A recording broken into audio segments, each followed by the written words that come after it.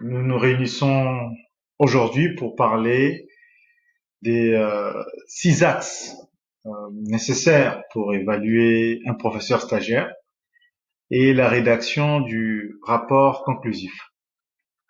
Conformément aux dispositions réglementaires en vigueur, les professeurs certifiés, professeurs de lycée professionnel, professeurs d'éducation physique et sportive et les conseillers principaux d'éducation stagiaires sont évalués à l'issue de leur stage par un jury académique en vue de leur titularisation. Concernant les professeurs agrégés, les recteurs arrêtent, après avoir recueilli l'avis de la CAPA compétente, la liste des professeurs aptes à être titularisés et des professeurs autorisés à bénéficier d'un renouvellement. Renouvellement donc de stage. Les dossiers des professeurs non proposés à la titularisation seront examinés par la suite. Il s'agira pour nous aujourd'hui d'examiner ces axes, de voir les modalités d'évaluation des professeurs stagiaires selon les arrêtés mis en perspective et de voir ensemble les étapes, y compris la saisie en ligne par le tuteur académique, du rapport, du bilan conclusif. Donc, le tuteur va accéder à Compass et va renseigner lui-même son rapport sur le stagiaire qu'il a accompagné au moyen d'un formulaire en ligne avec signature électronique. Ce rapport doit être complété sur Compass impérativement. Avant, on vous donnera la date butoir. Et cette année, c'est donc le 5 juin 2020. Pour information, l'avis de l'inspecteur est établi à partir du rapport de tutorat et le cas échéant d'une inspection individuelle. Une grille d'évaluation est renseignée par l'inspecteur pour chaque stagiaire. Donc, ce bilan conclusif est précédé de plusieurs étapes préliminaires, des préalables, donc d'observation du tuteur, basées sur l'ingénierie pédagogique et l'ingénierie didactique. Donc, on va suivre comme ça la façon dont l'enseignant va mener ces séances et on va rédiger un rapport intermédiaire. Dans ce rapport, il y aura un certain nombre de conseils et plusieurs observations suivront pour revoir les règles du métier et répondre aux questions du stagiaire, ce qui va permettre un développement personnel, mais aussi un développement professionnel. Et nous verrons ensuite comment se présente le bilan conclusif, qu'on appelle aussi bilan final du tuteur. Prima facie, il s'agira d'une appréciation générale. Donc cette appréciation fait état du degré de maîtrise des compétences professionnelles et va retracer l'évolution de la pratique du stagiaire pendant l'année de stage en soulignant, le cas échéant, la dynamique de progrès réalisée. Prima facie encore, il s'agira de préciser le contexte des observations et de l'accompagnement. Deuxième axe, il s'agira de l'analyse des compétences professionnelles.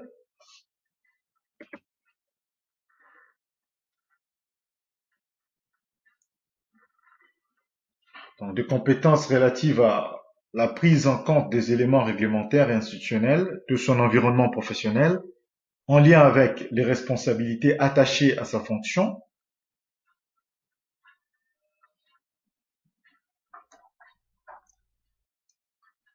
Des compétences relationnelles, de communication, d'animation, en favorisant la transmission. Troisième axe, des compétences liées à la maîtrise des contenus disciplinaires et à l'art didactique. Quatrième axe, compétences éducatives et pédagogiques, favorisant toutes les situations d'apprentissage et d'accompagnement des élèves. Cinquième levier, les compétences relatives à l'usage et à la maîtrise des technologies, de l'information, de la communication. Sixième levier, les compétences d'analyse et d'adaptation de sa pratique professionnelle en tenant compte des évolutions du métier et de son environnement de travail. La plateforme de saisie, comme nous l'avions évoqué, ça sera sur le lien qu'on vous a donné, donc sur Arena, donc externet de l'Académie de Créteil ou de Paris, tel que vous l'avez vu ici. On vous a donné le lien dès le départ. Voilà les deux liens que vous pouvez voir. Donc externet-hac-paris.fr ou externet-hac-créteil.fr. Arena, page. Donc on atterrira sur cette page-là et on choisira donc la gestion des personnels, tel qu'on l'a dit, avec la réglementation en vigueur. Et dans cet onglet-là, on ira sur gestion des enseignants et suivi des enseignants stagiaires, second degré, stagiaires. Et en cliquant en fait sur cet onglet, nous atterrissons sur Muse Compass, tel que présenté ici. Donc là, nous avons le tableau de bord au niveau de la gestion. Il faudra donc cliquer le type de dépôt que nous souhaitons effectuer, s'il s'agit d'un bilan d'étape du tuteur, rapport du tuteur académique, etc. Et nous voyons ici l'état d'avancement sur Compass. Donc, quand on clique sur le rapport, le bilan conclusif, on peut donc venir là, sur cette case précise, et cliquer sur le nom du stagiaire que nous suivons. Et là, nous avons accès au rapport. On peut donc remplir, faire en fait la saisie des observations sur Muse et compléter les cases. Donc là, c'est menu. Donc on rentre sur cet onglet rapport tuteur académique, formulaire en ligne. Et nous voyons ici qu'il y a un petit crayon. Donc on clique sur ce crayon pour pouvoir remplir le rapport. Et c'est un peu technique, mais c'est très intuitif. Et une fois le rapport rempli, donc enregistré, validé, on signera tout en bas. Donc il suffit simplement de cocher une case et on revient là dans le bilan pour sélectionner les rapports et ensuite valider. Voilà en simple sur le logiciel ou le lien que nous utilisons. Revenons-en un petit peu au rôle du tuteur. Le rôle du tuteur sera d'observer pour relever à la fois l'harmonie de la séance, mais aussi des indices de métier, donc les règles du métier. Ces indices vont aller du contexte, donc le contexte général, l'établissement, le type d'élèves, les outils, le matériel, c'est-à-dire tout ce qui concerne l'ingénierie pédagogique. Et ensuite, les indices du sujet, la personnalité du stagiaire, sa propre nature, la façon dont il va endosser cette casaque d'enseignant, la tâche ou les tâches qu'il va donner, les activités qu'il choisit pour ses élèves. C'est dans ces indices-là, maintenant, qu'on suivra en fait les compétences et les potentialités. C'est-à-dire que on pourra dégager dans nos observations des paramètres microdidactiques, donc le choix des variables et des paramètres utilisés pour le savoir en jeu ou le savoir mis en jeu, et des paramètres macro-didactiques, c'est-à-dire le choix du thème et la façon dont l'enseignant va emmener en fait le sujet. Il y a aussi le gestuel, c'est-à-dire tous les rapports à la rhétorique et à l'animation en fait de la séance. Et le tuteur pourra de cette façon-là proposer des solutions ou co-construire en préparant les séances avec le tutoré.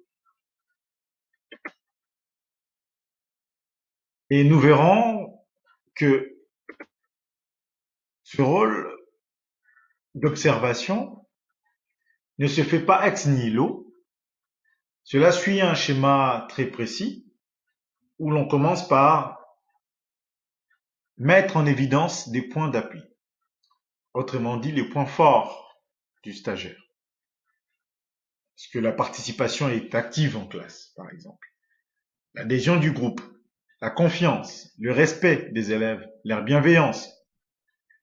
Et on peut regarder aussi si le tuteur est consciencieux.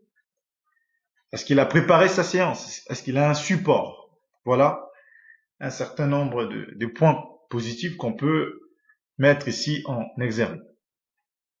Et ensuite, les axes de travail à développer.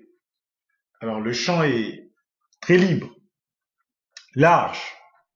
On pourra puiser dans plusieurs domaines, à la fois dans la gestion mentale, à la fois dans les neurosciences cognitives, la discipline positive, la différenciation, avec les postulats de Burns, par exemple.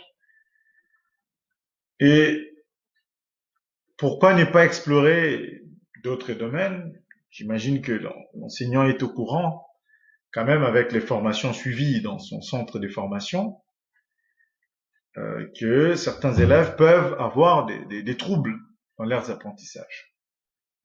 Il s'agira aussi de regarder la structure de la séance, le vocabulaire, les terminologies utilisées, la trace écrite, cette étape d'institutionnalisation, et voir sur la vélocité si le rythme est adapté et synchronisé avec les élèves. Et les tuteurs vont comme ça interroger et accompagner par des interrogations si une meilleure préparation de la séance, par exemple, améliorer l'analyse a priori et a posteriori. Dans l'analyse a priori, mettre une certaine chronologie et inscrire sa séance dans l'historicité de la matière en jeu, du savoir mis en jeu, et travailler également la posture et vérifier, par exemple, que les élèves travaillent pendant les séances. Ça peut être du fait que l'enseignant passe vérifier le travail ou les activités proposées, ou que l'enseignant demande une trace écrite du travail effectué. Voilà un point clé qui peut ici donc aider, ou un ensemble carrément des points qui peuvent aider ici. Le professeur s'engage dans une démarche, donc que ce soit le professeur stagiaire et les professeurs tuteurs, les deux s'engagent dans cette démarche de co-construction, une démarche à la fois individuelle et collective de développement professionnel, puisque quand on travaille sur ce type de projet, de formation, on prend quand même beaucoup de recul face à ces séances, à la construction de ces séances. Et accompagner un professeur ne peut qu'être très riche, puisque on arrive comme ça à retravailler nos analyses a priori et a posteriori des séances, voire même in situ.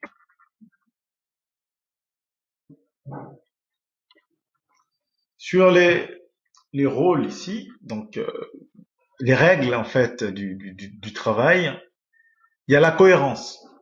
Donc la cohérence des séances et des activités. Je dirais même la cohérence même dans la succession des séances, une suite logique, donc dans la séquence. Et surveiller également, dans les règles du métier ici, les témoignages de progression, le cadre également, donc les référentiels des compétences. Est-ce que les compétences sont bien suivies? Est-ce que le professeur stagiaire suit bien l'évaluation par compétence avec les 4 niveaux de maîtrise? Des exemples pour fixer les idées. Et bien vérifier, en fait, ici, et bien mentionner de la part du professeur tuteur chaque étape et des points liés au contexte, des points liés aux analyses et à la progression du professeur stagiaire. Et cet ensemble d'éléments utiles ici, qui doit être saisi comme la procédure veut, devrait quand même obéir à un certain nombre de points. Et dans le contexte d'enseignement, la question se pose, la question fondamentale, c'est déjà de prendre du recul entre les différentiels qui peut s'établir entre ce que l'on voulait écrire et ce que l'on a écrit. Donc là, dans le suivi du professeur stagiaire, un dialogue s'installe puisque on peut être emmené à dire des choses d'une certaine façon et qui soient compris d'une autre manière. Donc là, dans cet exercice, il s'agit quand même d'avoir les mots justes. Mais manipuler cette plume ne veut pas non plus dire qu'il faut en avoir peur et que l'effroi s'installe au point de tomber dans on n'a pas osé dire ou dans une forme d'empathie démesurée. Et à force de cela, on oublie de dire ce qu'il faut dire. Et là, en voulant rendre service, on peut passer à côté des règles de métier.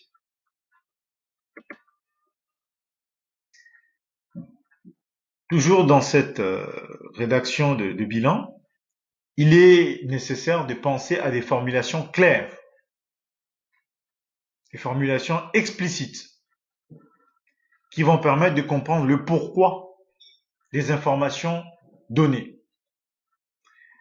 Et c'est que ces dernières ont permis de développer ou non comme compétences professionnelles chez la ou chez le stagiaire. Le contexte. Il s'agit simplement de préciser, comme nous l'avions énoncé dans les préalables, la classe, le type de concours, le nombre d'heures, son emploi du temps, la façon dont c'est agencé, préciser les jours, les locaux propices à l'enseignement, et nous l'avions vu en cas de crise sanitaire, par exemple, les types de plateformes utilisées. Voilà, donc est-ce qu'il y a possibilité de réserver une salle? Ou est-ce que le professeur a parfois rendez-vous sur telle ou telle plateforme numérique pour échanger avec ses élèves? Et dans les observations, il y a toujours une part de gestion des ressources humaines, donc gestion de l'humain, avec certaines contraintes. Est-ce que le professeur est chargé? Est-ce qu'il a une charge familiale, une charge professionnelle? Est-ce que cela constitue une perturbation éventuelle? Le public, l'environnement, bien identifié point par point des problématiques que cela peut plutôt émerger. ou faire émerger? Est-ce que le professeur est seul sur son niveau? Les difficultés d'échanger sur ses pratiques? Est-ce qu'il y a des intervenants dans la salle, des AVS par exemple? Et voir également si le professeur stagiaire a en charge une multiplicité de matières, ce qui peut avoir sa complexité.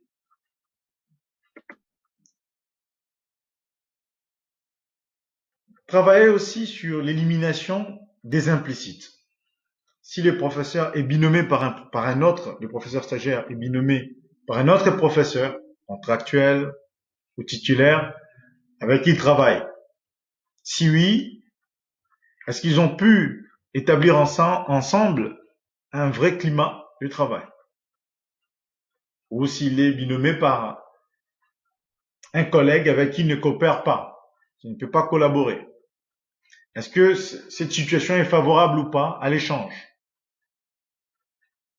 Et malgré l'absence de collaboration, est-ce qu'il arrive quand même à dépasser un certain nombre d'obstacles ou c'est carrément un frein? Il s'agit bien évidemment de ne pas juger, mais d'accompagner, de suivre, d'aider au développement personnel et professionnel. Alors, concernant les 6 axes, les 6 volets de compétences professionnelles, tels que nous l'utilisons dans ce cadre, il y a d'abord la prise en compte des éléments réglementaires et institutionnels de son environnement professionnel en lien avec les responsabilités attachées à sa fonction. Donc, premièrement, faire partager les valeurs de la République.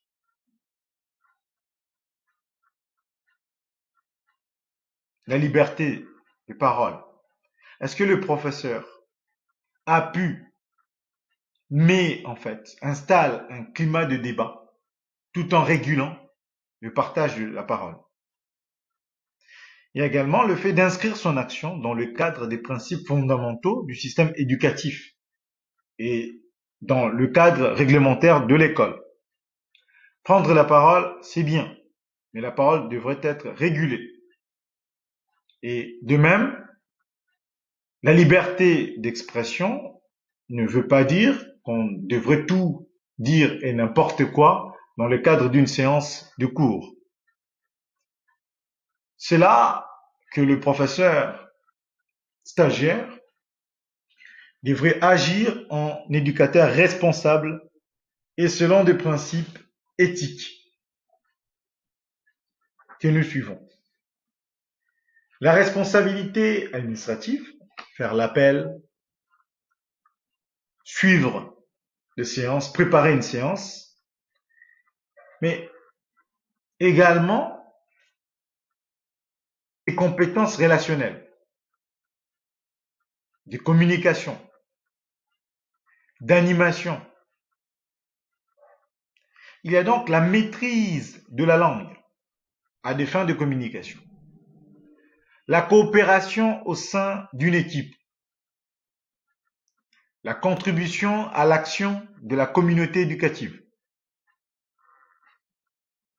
coopérer avec les parents d'élèves, coopérer avec les partenaires de l'école.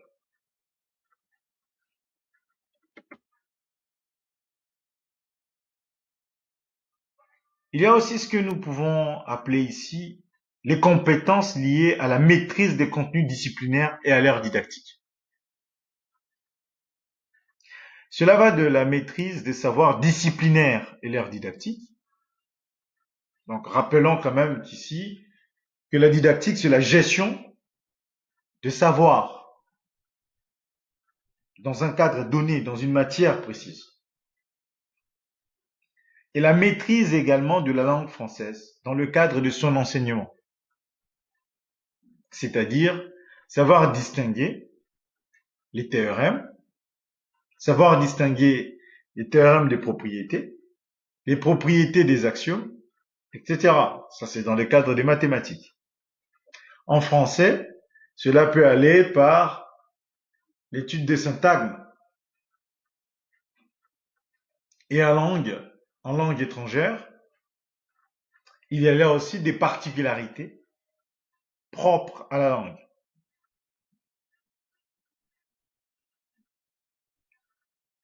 En philosophie également, il y a des compétences et des concepts qu'on devrait maîtriser. L'intentionnalité, par exemple.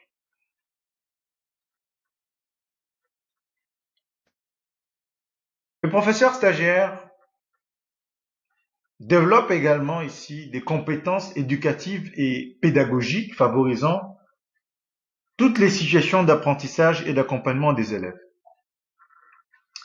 Il s'agit à la fois de construire, de mettre en œuvre et animer des situations d'enseignement et d'apprentissage prenant en compte la diversité des élèves. Il s'agira également d'organiser et assurer un mode de fonctionnement du groupe, favorisant l'apprentissage et la socialisation des élèves. Évaluer les progrès et les acquisitions des élèves par les livrets scolaires, par le suivi des compétences et des connaissances. Connaître les élèves et le processus d'apprentissage.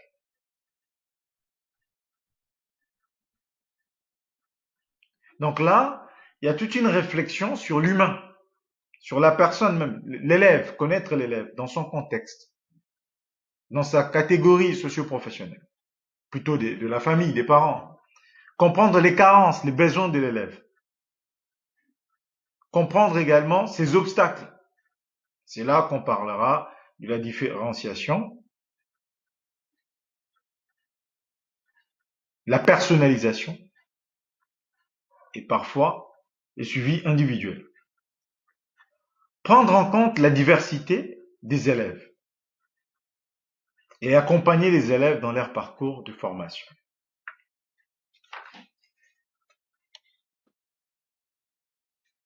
Le stagiaire devra également développer des compétences relatives à l'usage et à la maîtrise des technologies de l'information,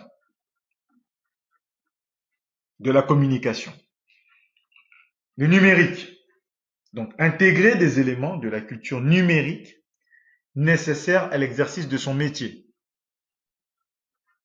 Utilisation d'un tableur Excel, d'un Word, du PDF, mais aussi quand le professeur s'installe, il va utiliser l'ENT, l'espace numérique de travail, et le professeur va utiliser un certain nombre de plateformes en cas de crise sanitaire, par exemple. Cela peut être l'utilisation de Teams ou de Google Classroom. Et enfin, des compétences d'analyse et d'adaptation de sa pratique professionnelle en tenant compte des évolutions du métier et de son environnement de travail.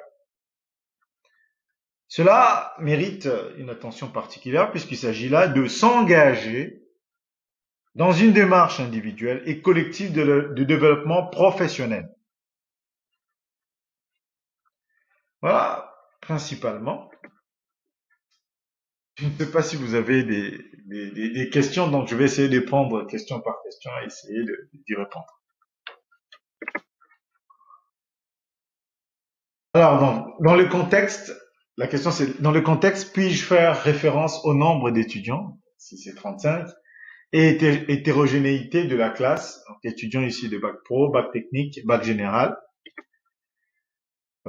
Donc, oui, donc, les informations, les informations, si elles sont pertinentes à communiquer, on peut donc, on peut les proposer, mais c'est demander ce que ces dernières élèvent des compétences développées ou pas par les stagiaires.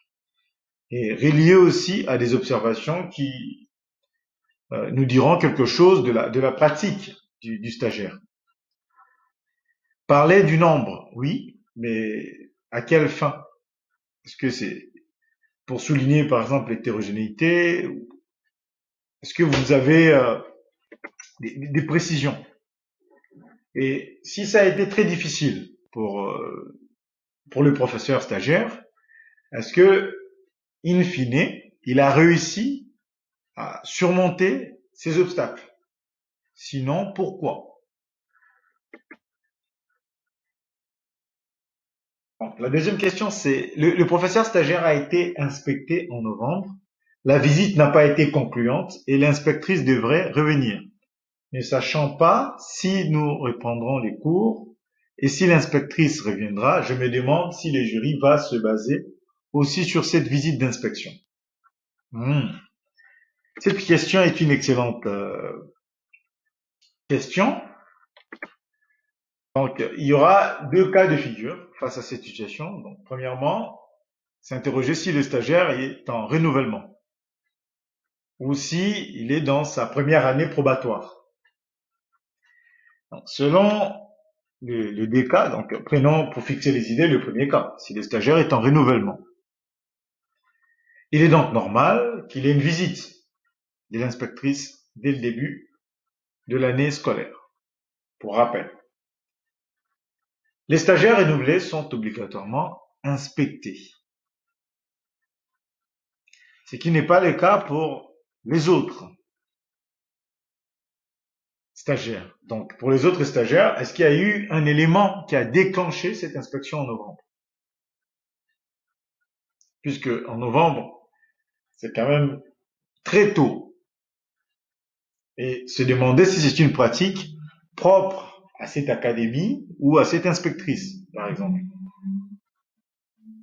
C'est voilà, ça suscite plus des questionnements.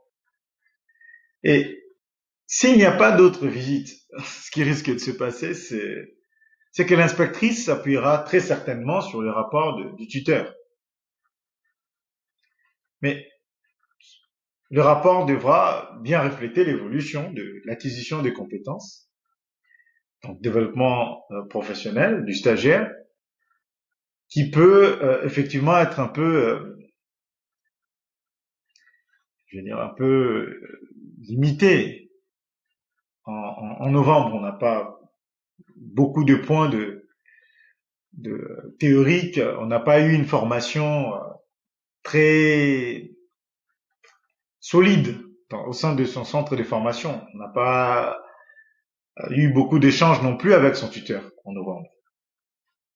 Donc, dans le rapport, le cas échéant, donc convoquer des exemples précis qui donneront à voir concrètement en quoi et comment les compétences se sont développées.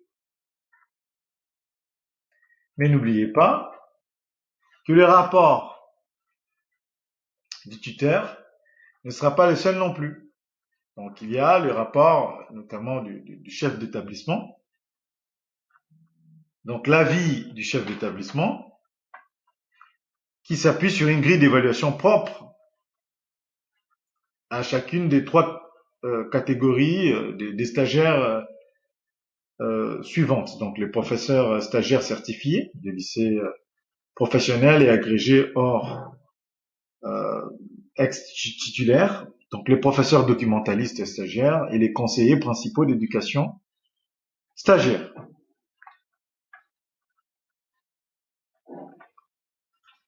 Mais également les jurys du centre des formations. Là aussi, il y a un avis qu'il ne faut pas négliger. Je prends la troisième question. Donc, peut-on insister en quelques mots sur cette nouvelle approche du métier en ces temps d'éloignement? Vous voulez dire en ces temps de confinement? Oui. Faudra voir dans quelle mesure cela peut être intéressant. S'il y a lieu de le faire, donc recueillir des éléments liés à l'axe 5, par exemple, le numérique, où habituellement on n'a pas beaucoup d'éléments. Donc là, ça sera très fourni. De même, dans le travail et la relation avec les élèves, les familles et les collègues, il y a eu des échanges en ligne et un certain nombre de partages. Voilà, j'espère que euh, cela a été très riche pour vous. Donc n'oubliez pas, je rappelle la procédure de saisie du bilan final du tuteur académique dans l'application Muse Compass Arena. Donc à ne pas oublier, vous sélectionnez le stagiaire dans gestion stagiaire. Voilà, vous n'oubliez pas surtout de sélectionner votre stagiaire. Après sélection, donc se positionner sur la zone centrale de l'écran, vos documents. Et là, vous allez choisir bilan final du tuteur académique. Donc c'est pour le bilan conclusif ici. Sélectionnez dans le menu déroulant bilan final du tuteur académique, puis cliquez sur déposer. Les formulaires s'ouvrent. Le bilan final du tuteur académique sur le parcours du stagiaire, donc nom et prénom du stagiaire, des précisions relatives à la saisie en ligne du bilan final. Vous renseignerez les champs concernant l'appréciation générale, le contexte des observations et de l'accompagnement, les contextes des observations seront complétés par les constats et analyses de 6 volets de compétences professionnelles. Et enfin, votre signature électronique. Donc, vous cocherez sur la case je sous-signé. Vous identifierez donc votre nom, prénom du tuteur, atteste sur l'honneur ce document. Cliquez sur valider après avoir coché la case attestant sur l'honneur être les rédacteurs du formulaire. Voilà. J'espère que j'ai répondu à toutes vos questions. Donc, mesdames et messieurs, professeurs stagiaires, tuteurs académiques, chefs d'établissement, mesdames et messieurs les inspecteurs d'académie, directeurs académiques, des services de l'éducation nationale, je vous souhaite une excellente journée et je vous dis à très bientôt.